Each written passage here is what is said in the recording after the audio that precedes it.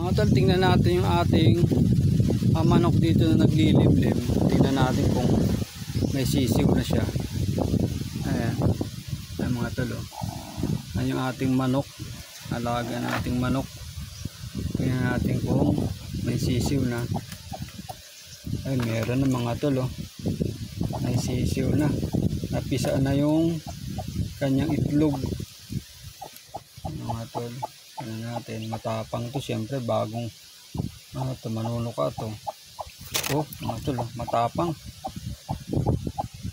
to, manunusik yan. Palisin muna natin si sisiw yan, mga tol.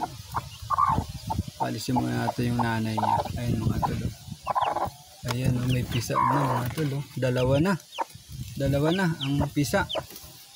Yan ito mga tol, ang cute ang cute ayun may pisa na mga tol. Isa ay yung isa nandito, ay malakas yung isa, itong isa hindi pa. Tapos yung nililimliman pa niya, ilan pa to, 8 pa yan. Tanggalin natin yung napisa na. Yan.